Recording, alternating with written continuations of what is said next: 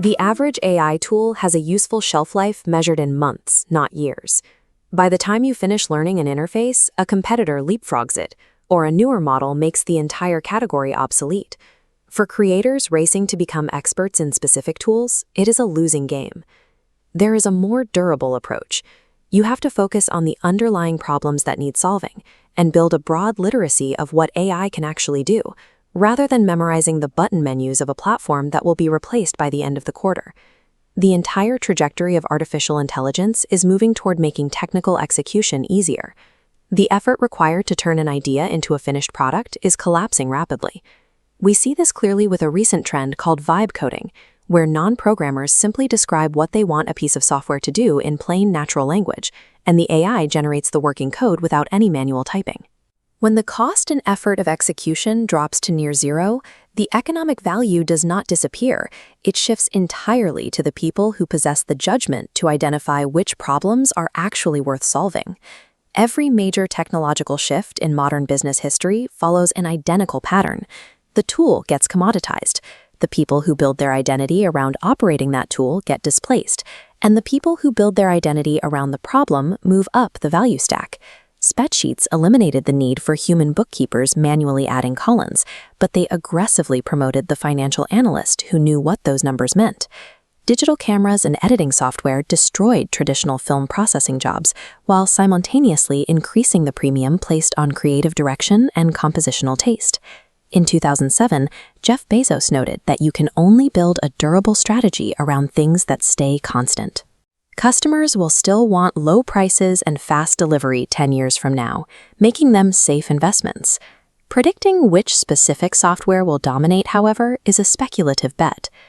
Harvard marketing professor Theodore Levitt famously taught that people do not want a quarter-inch drill, they want a quarter-inch hole. The tool is a detail. The outcome is the product.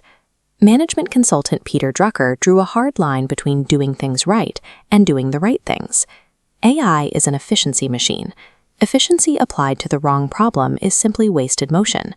The specific software you use today will likely be obsolete in 2 years, but the human desire for better marketing, faster operations, and clearer decisions will be exactly the same a decade from now.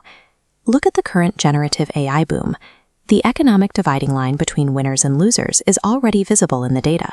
This chart shows the post-ChatGPT earning trajectories of freelance workers from a 2024 organization science study.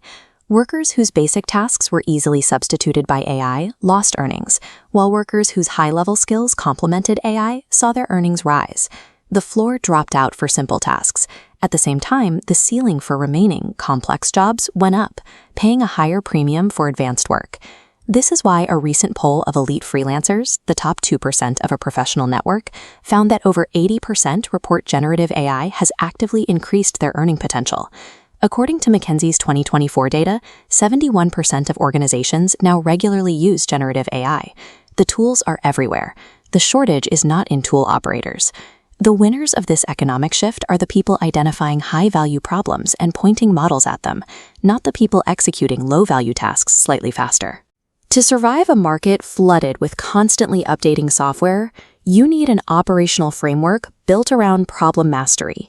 First, map the 10 to 20 recurring problems your clients actually face, like converting cold traffic into buyers, rather than listing individual tasks. Second, stop tracking specific tool brands and start keeping a running inventory of broad capabilities AI can perform, like data extraction or voice cloning. By following those compounding capabilities instead of rotating brands, you make yourself future-proof. Limit your active learning to just the 3 most broadly useful tools at any given time. Keep them current, and swap them out without attachment when something better arrives. Spend the bulk of your learning time studying strategy, psychology, and offer design. These disciplines tell you what to point the AI at. And when you pitch to clients, sell the final outcome, not the fact that you use AI.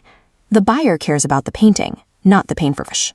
Finally, build a proprietary layer. Your client results, your custom frameworks, your specific judgment.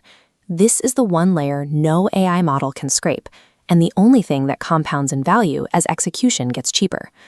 Ask yourself one question at the end of every month. If the specific AI platform you rely on most was permanently shut down tomorrow, Would your business survive? If the answer is no, your identity is tied to an interface.